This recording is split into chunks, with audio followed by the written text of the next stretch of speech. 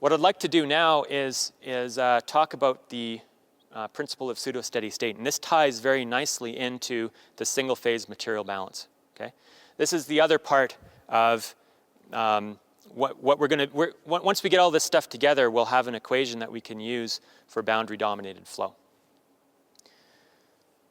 So the principle of pseudo-steady state is a little bit different from the material balance in the way that the data is collected, but the underlying concept is identical. Okay? So what we're going to consider here is a well that's flowing. And when a well is flowing, we have a drawdown pressure, PWF, and we have an average reservoir pressure, P bar. And the average reservoir pressure is going to be higher than the flowing pressure. So we have this curve that sort of comes down. This curved line here represents the pressure. So the vertical scale here is showing us the pressure in the reservoir. And the horizontal scale is the distance from the well, which is located here, out into the reservoir. Okay? So we're showing where the pressure is and how it changes with distance out into the reservoir. At the very end edge here, we have RE, which is the exterior radius of the reservoir. You could imagine if we were looking down on top of this, it would be a circle. And we're only seeing one half of the circle here. If we looked out in the other direction, we'd have a boundary out here as well. We only need to look at half of it because it's symmetrical. It looks the same on both sides. When this well is produced at a constant rate, and the pressure transient has investigated all the boundaries, in other words, we're in pseudo-steady state or we're in boundary-dominated flow, as we produce this reservoir, or as we produce this well, the flowing pressures are going to drop like this. Okay, let's go through that one more time. So that's the first one. As time goes on, the pressures are going to drop there. As time goes on, the pressures are going to drop down. The thing I want you to notice about this is that the shape of the curve didn't really change. In other words, the rate that the flowing pressures dropped is exactly the same as the rate that the average reservoir pressures dropped. Okay? This is extremely important. In fact, this is the whole reason why RTA works in the first place. If it wasn't for this, then nothing that we would be able to do in RTA would really work the way we wanted it to. Okay, so it's this concept that makes everything work. And if you notice, what happened here is that these pressures declined at the same rate as these pressures. So what that means is that I can really infer how the reservoir pressure is changing through time by simply looking at the flowing pressures at the well. Okay? This well is flowing. I have no way of measuring average reservoir pressure. But I can measure the flowing pressure, and I know the flow rate. So because I know the flowing pressures and I know the flow rate, I can infer how the average reservoir pressure is changing. Okay? So this is very important. This helps us immensely in doing RTA. Because what it means effectively is that I don't have to shut this well in and build it up and actually measure that reservoir pressure. I can measure the flowing pressure and I've got the same information. So I'm going to draw another plot here, and in a minute we'll talk about this equation, but for the time being, let's just look at this other plot.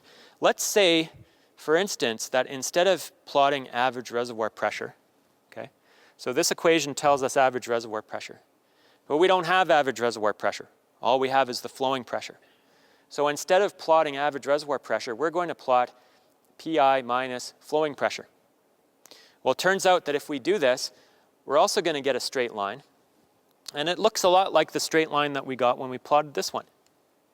Okay?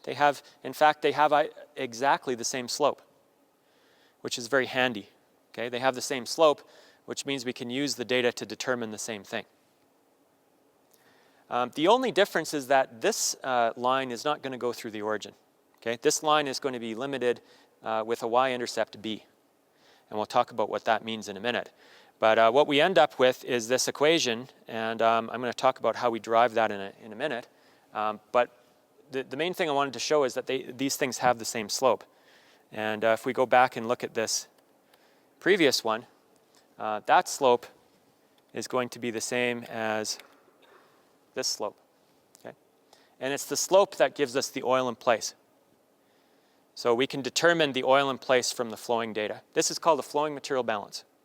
And this concept has really taken hold in the industry in the last 10 years as a very nice proxy for conventional material balance analysis. You can imagine that trying to measure all of these pressures under conditions of shut-in is not very practical, right? I've got to shut my well in, wait for it to build up, measure the average reservoir pressure, put it back on production, and repeat that process over and over again. Companies tend to not like doing that.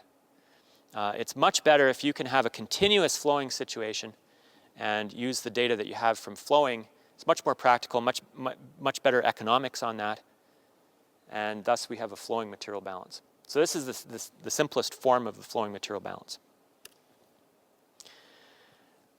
The other equation that sort of comes along for the ride is what I'm going to call the steady state inflow equation. This one's important as well, okay? And what this is really going to tell us is going to tell us what that y-intercept means. There's that y-intercept b here that we're very interested in. That's going to tell us what that means. So again, let's look at this picture of this reservoir. And we've got our wellbore sitting here. We've got our distance out into the reservoir sitting here. And this is our pressure profile in the reservoir.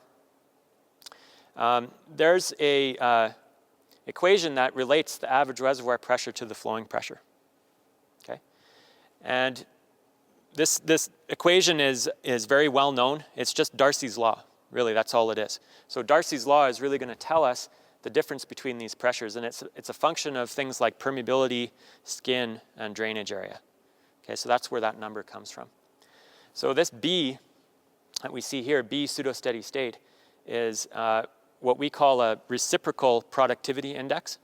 So when I inverse it, it becomes the productivity index. So this B pseudo-steady state is actually equal to 1 over the productivity index. Okay? So this is a very useful number to have. And I can measure that from looking at a plot of the average reservoir pressure and the flowing pressure. Now, of course, we don't know the average reservoir pressure. That's the problem. Okay? But the technique that we talked about before, where we plot this data set, allows us to determine the oil in place. And we can measure the B value from the intercept on that curve.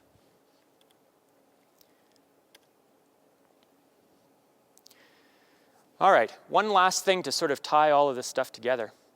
When I first mentioned this thing, we talked about the flowing material balance, and we said it had to be done at constant rate.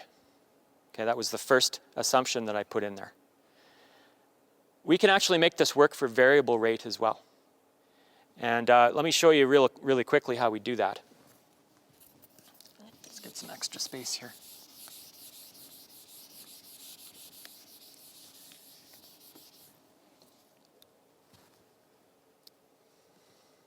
We have PI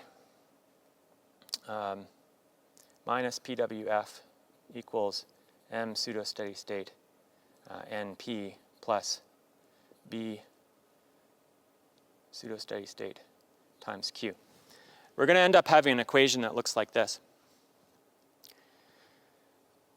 And when we plot the data, PI minus PWF versus NP, we end up with a straight line like that. Okay? Now this guy right here, this y-intercept is B pseudo-steady state times Q. And we can plot our data points on there. Okay? And we said that by finding the slope is M pseudo-steady state. By finding the slope of that line, we can determine the oil in place. So we've got that much. But the problem is this is all hinged on having a constant production rate. As soon as I change the production rate, the slope of this line is going to change. So it's not going to work anymore. So what we're going to do is something very clever. We're going to just change this equation and change the way the plot is done without really changing anything. We're just going to plot it a little bit differently and make it work a little bit better. So what I'm going to do is take this entire equation, which is y equals mx plus b, and I'm going to divide the left-hand side and the right-hand side by the flow rate Q. Okay, so let's do that. This is going to be PI minus PWF divided by Q. This is going to be divided by Q. And this is going to be divided by Q. Okay, these ones are going to cancel out. And what I end up with is, again, y equals mx plus b, but different. I've changed the parameters of the equation. For instance, instead of plotting PI minus PWF, I'm going to plot PI minus PWF divided by Q. And instead of plotting NP, I'm going to plot NP divided by Q. And then what's left over here is B pseudo-steady state, and now there's no flow rate left in there. So let's change the parameters of this graph now. Okay, we'll have pi minus pwf divided by q. We'll have np divided by q. And now this y-intercept is going to be b pseudo-steady state. Now the neat thing about this is that the slope of that line didn't change at all. The slope is still m pseudo-steady state, right? And it can still tell me 1 over ct, and it can still tell me the oil in place. So I haven't really changed the overall parameters of the problem. But what I've done is I've made it applicable to variable rates because the rates are now in the x and y variables. So I can change the rate at will here, and it's not going to be, this will always still have the same slope because the rate has been brought into the y variable. So this parameter that we have here now is called a normalized rate. This parameter over here is a normalized cumulative production. Another term for this, if you think about this one down here, this has units of time. And we have a special name for this. We call this material balance time. Okay, it's a normalized cumulative production, but it's actually units of time. We have volume on the top, rate on the bottom. We divide those out, we get units of time. And we call this an effective producing time or material balance time. And I'll talk more about this a little bit later on. But when we do this enhancement to the plot, and we can see a cleaner picture of it over here, now we have a powerful tool because this will work for variable production rates. So this is really the flowing material balance for oil, single phase oil, and for variable rates. And there's the equation that goes with it. So the two numbers that come out of this sort of analysis are the m pseudo-steady state, which is the slope, and the b pseudo-steady state, which is the reciprocal productivity index. Okay? And they tell us different information about the reservoir.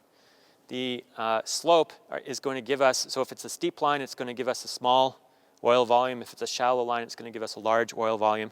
Effectively, that slope is going to tell us the volume of the reservoir. That's the most important thing. That's the thing we're really looking for the most. But the other piece of information we can get out of this is where that line intercepts is going to tell us something about the productivity of the well. It's going to give us the productivity index of the well.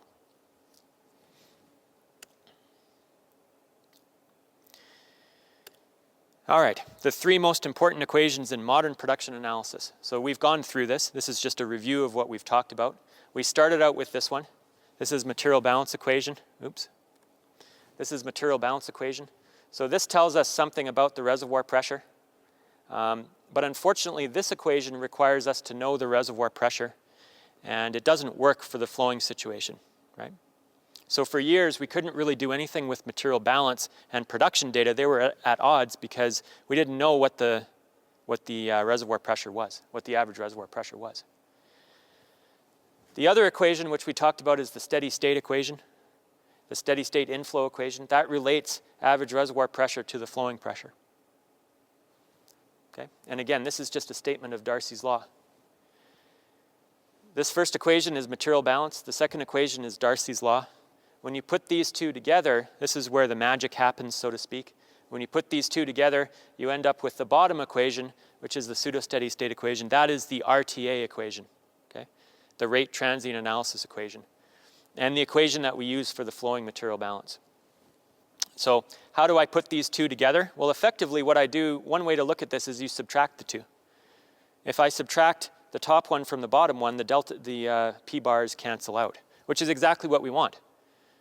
Right? We have two very nice equations here that both will tell me information about the reservoir, but on their own they don't do me any good because I have to know the average reservoir pressure, and I don't know it. But when I tie these two equations together, the reservoir pressure cancels out, and we end up with a very nice equation on the bottom.